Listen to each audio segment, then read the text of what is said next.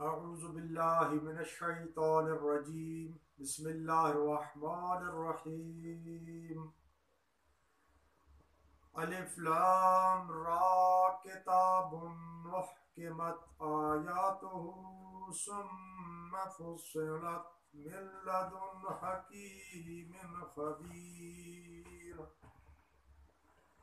اللہ تعبدوا الی اللہ اننی لکم منہ نذیر وبشیر وان استغفروا ربکم ثم توبوا الیہ یمتعکم متاعا حسنا إلى أجل مسمى ويؤتي كل ذي فضل فضله وإن تولوا فإني أخاف عليكم عذاب يوم كبير إلى الله مرجعكم وهو على كل شيء قدير. میں نے اس سے پہلے والے لیکچرز میں یہ بتایا تھا کہ معرفت قرآن ہی کے آئینے میں. تو آج جس آیت کا میں نے انتخاب کیا ہے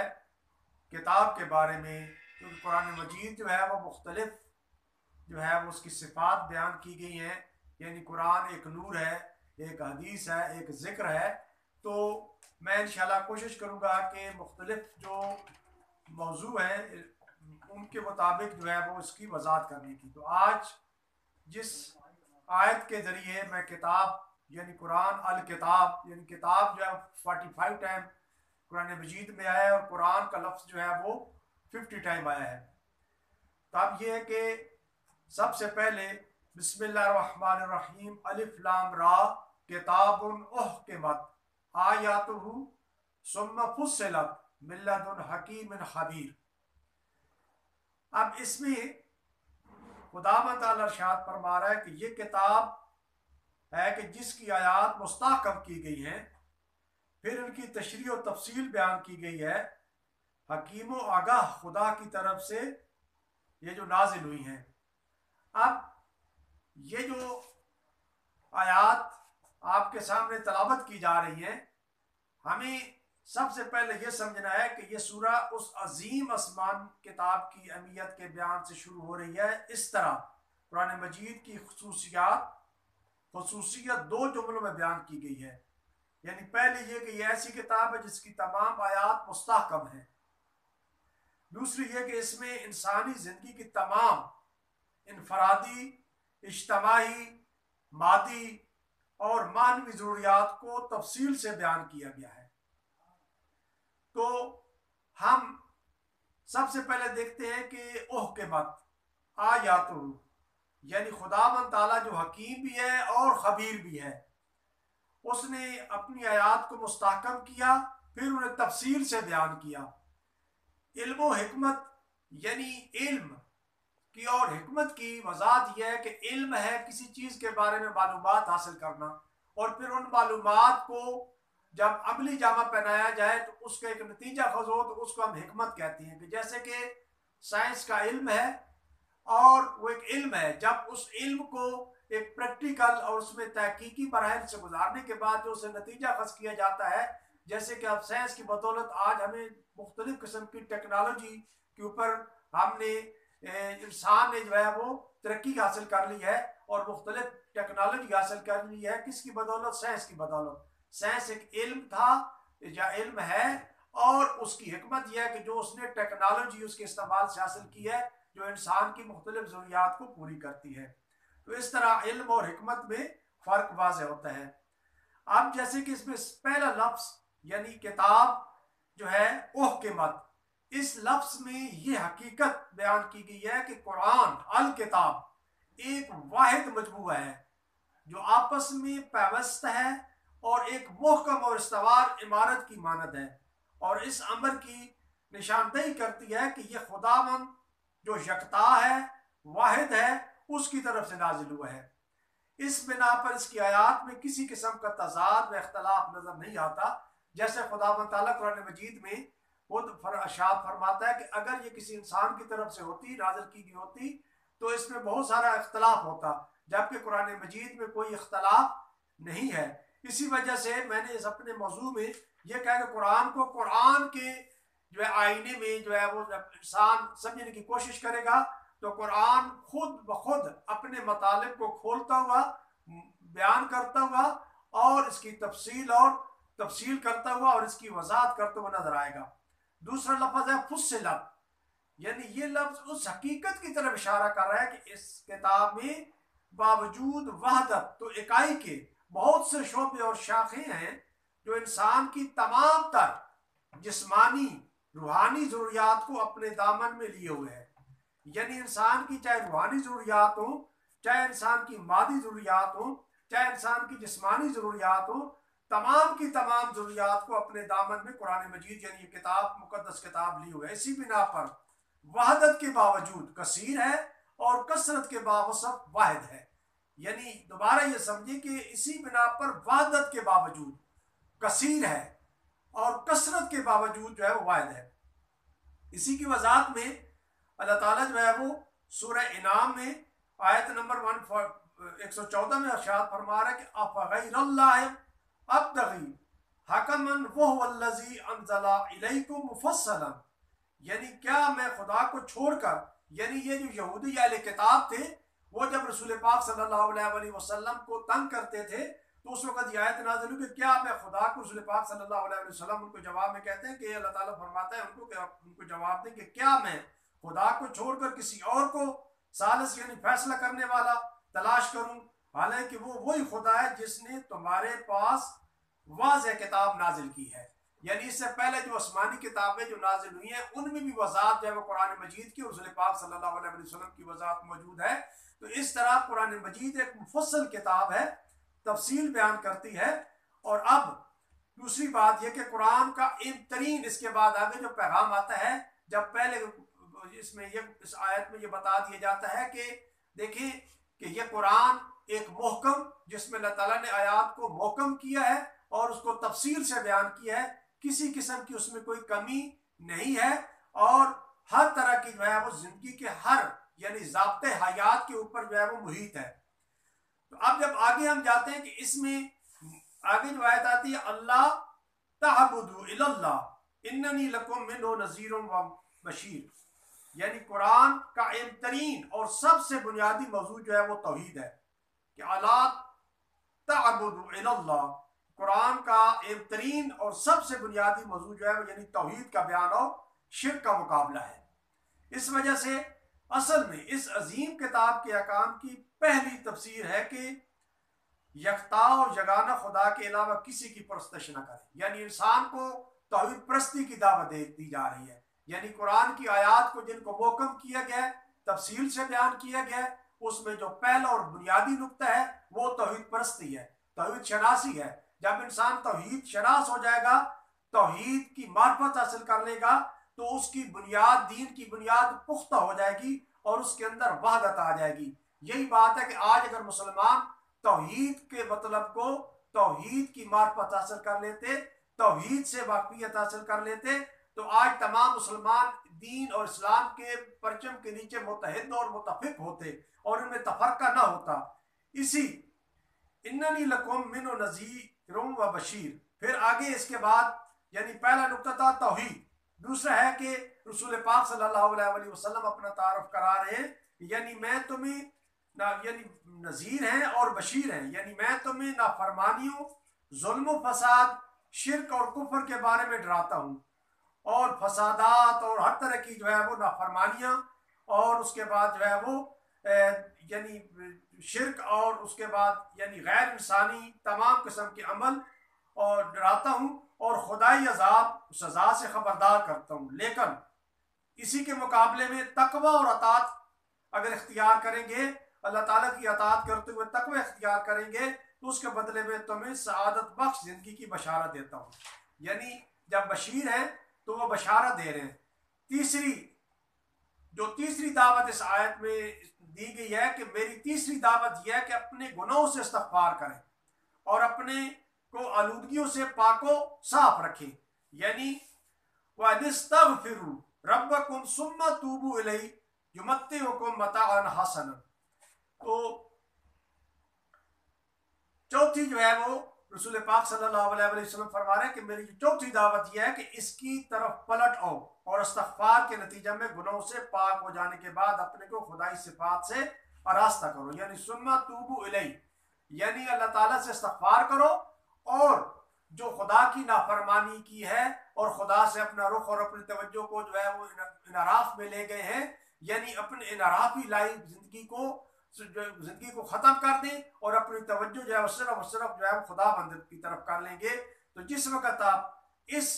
یعنی 4 قسم کے یہ پروگرام ہیں،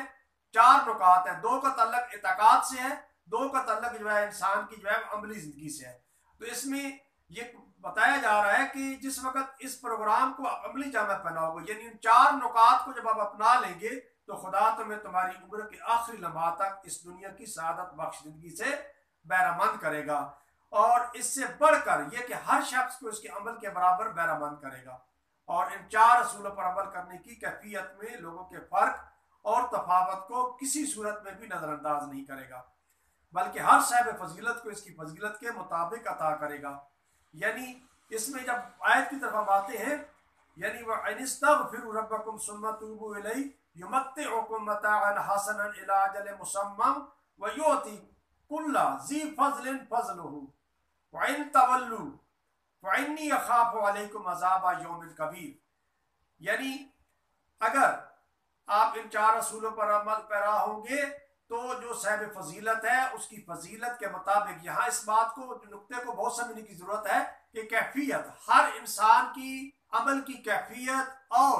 اس کا وزن مختلف ہوتا ہے. وہ اس کی قابلیت، لیاقت، اخلاص، تقوی، پرہیزگاری اور علم اور اس کی آگاہیت، جتنی اس کی آگاہیت اور معرفت ہوگی اتنی اس کا عمل کی کیفیت اور اس کا وزن جو ہے وہ اس کا ثقل جو ہے وہ وزنی ہوگا. اور جس کا علم اور جس کی معرفت جتنی ہلکی ہوگی اس کا وزن بھی، اس کے عمل کا وزن بھی اتنا ہی ہلکا ہوگا. تو خداوند تعالیٰ انسان کی علم اور اس کی سعادت اور اس کی اخلاص اور اس کے عمل کے تقوی کی اور اس کی علمی کیفیت اور اس کے عمل کی کیفیت کے مطابق یہ کیفیت اور کمیت، یعنی کیفیت اور کمیت جو ہے اس کا دار و مدار اس کے اخلاص اور اس کے عمل اور اس کے علم اور اس کے تقوی کے اوپر جو ہے وہ اس کی بنیاد کرتا ہے. تو یعطی کل ذی فضل فضلہ، لیکن اگر انسان نے رائے مخالفت اختیار کی، اب آگے یہ بتایا جا رہا ہے کہ اگر انسان اللہ تعالیٰ کی مخالفت کرے گا اور عقید و عمل سے متعلق ان 4 احکام کی نافرمانی کے راستے پر چل نکلے گا تو پھر ارشاد ہو رہا ہے کہ وَإِن تَوَلَّوْا فَإِنِّي أَخَافُ عَلَيْكُمْ عَذَابَ يَوْمٍ كَبِيرٍ. تو پھر کیا ہوگا، چل نکلے گا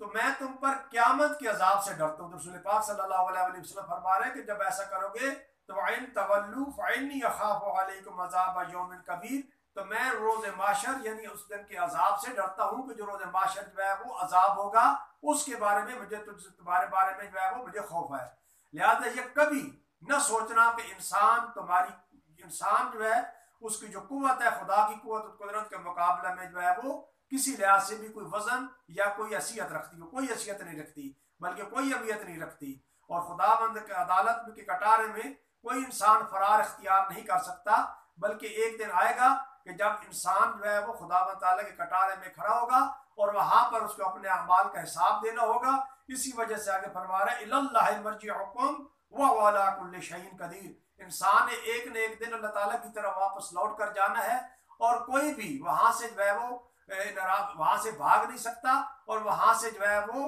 اپنی جان چھڑا نہیں سکتا. اور یہ مت سوچے کہ انسان کہ جیسے جب رسول پاک صلی اللہ علیہ وسلم آئے اور لوگ کہتے تھے کہ جب ہڈیاں گل سڑ جائیں گی اور دوبارہ ان کے اوپر گوشت کیسے چڑھے گا اور دوبارہ یہ کیسے زندہ ہوگی، اور اس طریقے سے کر کے یعنی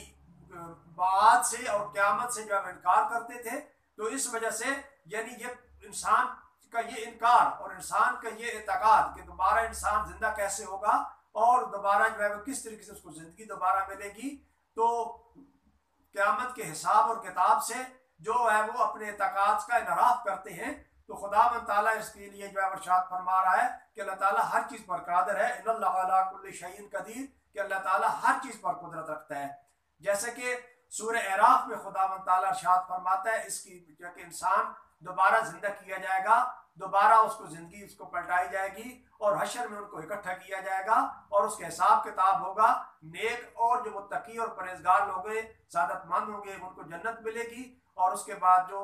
نافرمان اور جنہوں نے خداوند تعالیٰ کی نافرمانی کی ہے اور اس دنیا میں جو اللہ کے نافرمان تھے، اسلام کے اور دین کے نافرمان تھے، ان کو اس کے مطابق سزا ملے گی. اور دوبارہ زندگی کے لیے خداوند تعالیٰ سورہ اعراف میں ایک مثال پیش کرتا ہے کہ وہ الذی یرسل الریاح، وہ اللہ وہ ہے کہ جو ہواؤں کو بھیجتا ہے بشرم بین یدی رحمتہ، جو اس کی رحمت کی خبر دیتی ہیں، حتی اذا اقلت سحابا ثقالا، حتیٰ کہ جب جو ہے وہ ہوائیں جو ہے ان بادلوں کو، بھاری بادلوں کو اٹھا لیتی ہیں، سقناہ لبالد میت، اور پھر ان کو ہکا کر جو ہے وہ ہانک کر جو ہے وہ مردہ زمینوں کی طرف لے جاتی ہیں. فانزلناہ بہ الماء، تو پھر ان پر بارش برساتی ہیں. فاخرجنا بہ من کل الثمرات، پھر اللہ تعالیٰ فرماتا ہے کہ ہم اس سے جو ہے وہ مردہ زمین کو دوبارہ زندہ کرتے ہیں اور اس سے جو ہے وہ ہر طرح کے پھل اگاتے ہیں. کذالک نخرج الموتى، اسی طرح ہم جو ہے وہ موت سے حیات کو جو ہے وہ نکالیں گے. لعلکم تذکرون، اور اللہ تعالیٰ اس طرح کی مثالیں تب دیتا ہے کہ تاکہ انسان جو ہے اس سے نصیحت حاصل کریں. تذکرون یعنی اس سے نصیحت حاصل کریں. تو اب ہمیں اس ماہ رمضان کے مہینے میں، یعنی جو کہ میں اس لیکچر میں اس کا جو نکات ہیں، یعنی 4 نکات بیان کیے گئے ہیں. اگر کامیاب زندگی گزارنی ہے اور الہی زندگی گزارنی ہے اور مسلمان اپنی زندگی میں سعادت مندانہ زندگی بنانا چاہتے ہیں اور زندگی میں کامیابی حاصل کرنا چاہتے ہیں اور اپنی زندگی کو الہی بندگی میں گزارنا چاہتے ہیں، تو ان 4 اصولوں پر جب عمل کیا جائے اور توحید پرست بنا جائے اور توحید کی معرفت حاصل کی جائے اور اپنی زندگی میں ان 4 اصولوں کو ہم جو ہے اگر اپنا لیں، اور اس وقت جو استغفار کا بہت جو ہے وہ بہت اہم ہے، اہمیت رکھتی ہے کہ جس طرح کے مسائل ہیں اس وقت جو دنیا مسلمان بالخصوص تمام انسانیت جو ہے وہ کرونا اور ان مسائل میں گری ہوئی ہے، اگر اپنا رخ خداوند تعالیٰ کی طرف موڑ لیں اور خداوند تعالیٰ سے استغفار کریں، اپنے گناہوں کی معافی مانگیں اور خداوند تعالیٰ سے وعدہ کریں اور تقوی اختیار کریں اور اپنی توجہ جو ہے وہ اسلام اور دین کی طرف کر لیں، تو اپنے اعمال کا محاسبہ کریں، تو یقیناً جو ہے یہ وبا اور یہ تمام بیماریاں خداوند تعالیٰ جو ہے وہ قادر مطلق ہے، اور خداوند تعالیٰ کی طرف توجہ کریں گے تو انسان جو ہے وہ اپنے گناہوں کی وجہ سے، کہ جیسے جتنی مصیبتیں اور بلائیں آتی ہیں وہ اپنے ہاتھوں کی کمائی کی وجہ سے کر کے آتی ہیں، چاہے خشکی ہو چاہے تری ہو، تو ہم جو ہے ان بلاؤں سے مصیبتوں سے جو ہے وہ نجات حاصل کر سکتے ہیں. اس لیے ہمیں کتاب سے دوستی کرنی چاہیے، اور کتاب کون سی؟ قرآن مجید، جو قرآن حکیم ہے، جو ضابط حیات ہے، تو ہم اسی کے سائے میں آنا چاہیے. اور اس طرح اس دور کے جو مسائل ہیں، جو مصیبتیں اور پریشانیاں ہیں، انسان جو ہے وہ قرآن کے سائے میں آ جائے تو انسان تمام مصیبتوں سے جو ہے نجات حاصل کر سکتا ہے. وآخر دعوانا، اور اس کے بعد انشاءاللہ والحمدللہ رب العالمین، ہم جو ہے وہ نیکسٹ لیکچر میں انشاءاللہ اسے آگے جو ہے وہ ہم جو ہے وہ شروع کریں گے. والسلام.